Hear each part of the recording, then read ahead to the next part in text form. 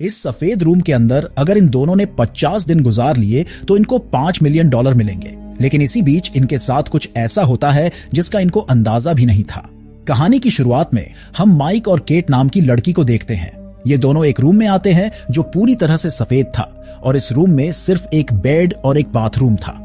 इसके बाद माइक एक रेड बटन दबाता है और ऊपर एक स्क्रीन पर टाइमर चालू हो जाता है और रूम में लगे हुए स्पीकर से कंप्यूटर की आवाज आती है जो इनको बताता है कि अगर तुम दोनों ने इस रूम में 50 दिन गुजार लिए तो तुमको $5 मिलियन मिलेंगे। लेकिन अगर तुम दोनों में से कोई भी बाहर गया तो प्राइस घटकर $1 मिलियन हो जाएगा और बाहर जाने के लिए इनको रेड बटन को दबाना होगा। ये सब सुनकर इनको बहुत अच्छा लगता है क्योंकि इनको लग रहा था कि इस रूम में सिर्फ 50 दिन रहना है और इनको $5 मिलियन मिल जाएंगे।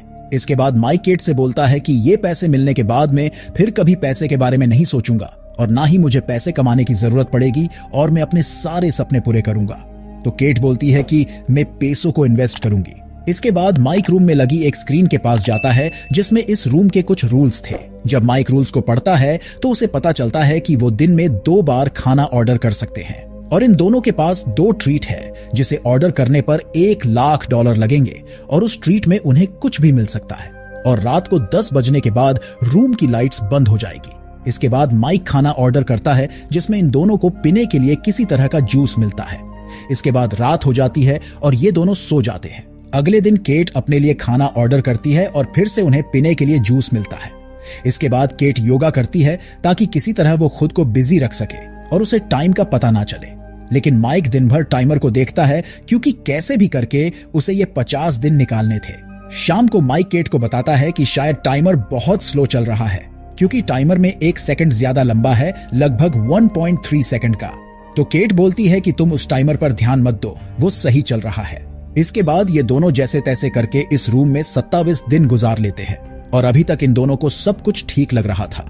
एक दिन माइक को इस रूम में एक कीड़ा मिलता है। माइक को लगता है कि शायद ये कीड़ा भूखा है, इसलिए माइक थोड़ा सा जूस नीचे डाल देता है। तभी स्पीकर से आवाज आती है कि खाना सिर्फ तुम दोनों के लिए है। तो माइक बोलता है कि ये कीड़ा इस रूम में रहेगा तो मर जाएगा, इसलिए मैं रेड बटन दबाकर इसे बाहर छोड़ना चाहता हूँ। इसके बाद माइक रेड बटन दबाने के लिए जाता है लेकिन केट उसे रोक लेती है और बोलती है कि अगर तुमने रेड बटन दबाया तो तुम इस रूम से बाहर हो जाओगे और $5 मिलियन की जगह हमें सिर्फ $1 मिलियन ही मिलेगा। इसी बात को लेकर इनकी बहुत देर तक बहस होती है और माइक उस कीड़े को नीचे रख देता है। इसके बाद जब केट जाने लगती है तो अनजाने में केट उस कीड़े पर पैर रख देती है जिससे वो कीड़ा मर जाता है और ये देखकर माइक को बहुत गुस्सा आता है और माइक पूरा दिन एक कोने में बैठकर निकाल देता है। अगले दिन माइक बोलता है कि मैं अपने लिए एक ट्रीट ऑर्डर कर रहा हूँ। तो केट बोलती है कि अगर तुमने ट्रीट ऑर्डर की तो हमारे $5 मिलियन से $1 लाख कट जाएंगे। लेकिन माइक केट की बात नहीं सुनता है और अपने लिए एक ट्रीट ऑर्डर कर देता है जिसमें माइक को एक ग्रीन कलर का चॉक मिलता है। इसके बाद माइक उस चॉक से सफेद दीवारों पर पेंटिंग बनाना स्टार्ट करता है क्योंकि वो इन सफेद दीवारों को देखकर बहुत ज्यादा ही बोर हो रहा था। कुछ देर बाद केट माइक के पास आती है और बोलती है कि एक मेरी भी पेंटिंग बना दो। लेकिन केट को अच्छा नहीं लग रहा था इसलिए वो चली जाती है और केट को माइक पर गुस्सा भी आ रहा था कि माइक ने $5 मिलियन में से $1 लाख गवा दिए थे। अगले दिन जब केट बाथरूम में जाती है तो उसे एक गन दिखाई देती है लेकिन इन दोनों को नहीं पता था कि ये गन कहां से आई। गन को देखकर ये बहुत डर जाते हैं इसलिए माइक उस गन को बेड के नीचे छुपा देता है। इसके बाद रात को एक प्रोजेक्टर चालू होता है जहां पर हम देखते हैं कि माइक की बहन ने उसके लिए एक मैसेज भेजा था और उसे देखकर माइक को बहुत अच्छा लगता है। इसके बाद केट के डेट का मैसेज प्ले होता है लेकिन केट वो मैसेज नहीं देखना चाहती थी और वो बोलती है कि इसे बंद कर दो। लेकिन उसका मैसेज पूरा प्ले होता है जिस वजह से केट को अच्छा नहीं लगता है और वो कोने में बैठकर रोने लगती है। तो उसके पास माइक आता है और केट को शांत करता है।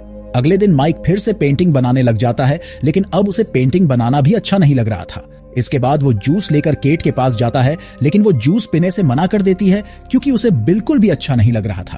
तो माइक केट के पास सो जाता है। अगले दिन माइक केट से बोलता कि अभी हमें इस रूम में 18 दिन और रहना है और ये बहुत लंबा टाइम है इसलिए हमें एक ट्रीट लेना चाहिए। लेकिन केट उसे मना कर देती है और बोलती है कि मैं कोई ट्रीट नहीं लूंगी। कुछ देर बाद जब केट नहाने जाती है तो माइक अपने लिए एक ट्रीट ऑर्डर कर देता है।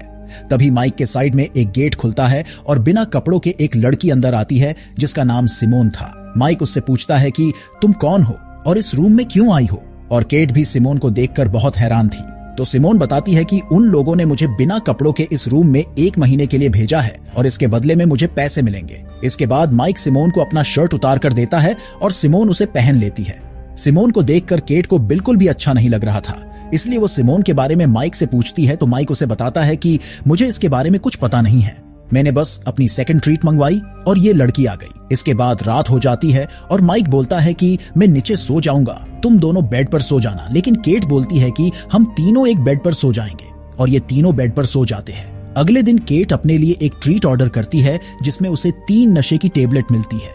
इसके बाद ये तीनों नशे की टेबलेट खा लेते हैं और तीनों डांस करने लगते हैं। कुछ देर बाद जब माइक को बहुत ज्यादा नशे हो जाते हैं तो उसे लगता है कि वो पानी में डूब रहा है और वो चिल्लाने लगता है। तो केट और सिमोन माइक को संभालते हैं और उसे शांत करते हैं। कुछ देर बाद जब माइक उठता है तो वो वॉशरूम में जाकर मुंह धो लेता है। इसके बाद वो सिमोन के पास जाकर बैठ जाता है और उससे बातें करने लगता है। बातों ही बातों में सिमोन माइक का हाथ पकड़ लेती है, लेकिन इनको बातें करते हुए केट देख लेती है और ये देखकर केट को बहुत बुरा लगता है क्योंकि ये दोनों हाथ पकड़कर बातें कर रहे थे।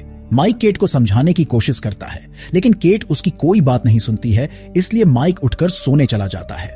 इसके बाद ये दोनों भी सो जाते हैं। अगली सुबह जब केट उठती है तो वो देखती है सिमोन यहाँ से चली गई थी। केट को ये कुछ ठीक नहीं लगता है क्योंकि सिमोन 1 महीने बाद जाने वाली थी, लेकिन वो अचानक से चली गई थी। कुछ देर बाद केट दीवार पर देखती है कि सिमोन दीवार पर कुछ लिख कर गई थी। सिमोन ने माइक के बारे में लिखा था कि इससे पहले किसी ने मुझसे प्यार नहीं किया और ना ही मुझसे इतने प्यार से बात की। केट इस बारे में माइक से पूछती है तो माइक बोलता है कि मुझे इस बारे में कुछ नहीं पता है, उसने ऐसा क्यों लिखा और ना ही मैं उसके साथ सोया हूँ और ना ही मैं उससे प्यार करता हूँ। लेकिन केट को इतना गुस्सा आता है कि वो माइक को धक्का मार देती है, जिससे माइक का सर दीवार से टकरा जाता है और उसके सर से खून निकलने लगता है। तो केट माइक से बोलती है कि मुझे माफ कर दो, ये मुझसे गलती से हो गया। तो माइक बोलता है कि मैंने तुम्हारे लिए इतना कुछ किया, लेकिन तुमने एक छोटी सी बात के लिए मुझे धक्का दे दिया। इसके बाद माइक केट से बोलता है कि हमें यहाँ से बाहर निकलना होगा क्योंकि मुझे डॉक्टर की जरूरत है। तो केट जल्दी से एक कपड़ा लेकर आती है और उसे चोट पर रख देती है।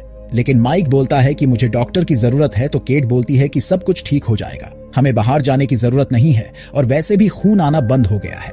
तो माइक बोलता है कि तुम्हें कोई परवाह नहीं, अगर मैं मर भी जाऊं तो तुम्हें बस पैसों की पड़ी है। तो केट माइक से बोलती है जैसा तुम सोच रहे हो ऐसा कुछ भी नहीं। तो माइक केट को अपने साथ रूम से बाहर चलने के लिए बोलता है, लेकिन केट मना कर देती है और बोलती है कि हमें बस कुछ ही दिन और इस रूम में रहना है। इसके बाद माइक अकेला ही रूम से बाहर जाने लगता है। केट माइक को रोकने की कोशिश करती है, लेकिन माइक नहीं रुकता है। तभी केट बेड के नीचे से गन निकाल लेती है और बोलती है कि तुम ऐसे ही बाहर नहीं जा सकते क्योंकि ये $5 मिलियन का सवाल है।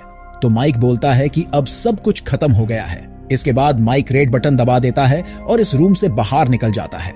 अब माइक के बाहर जाने से केट को सिर्फ $1 मिलियन ही मिलेंगे और केट नीचे बैठकर रोने लगती है।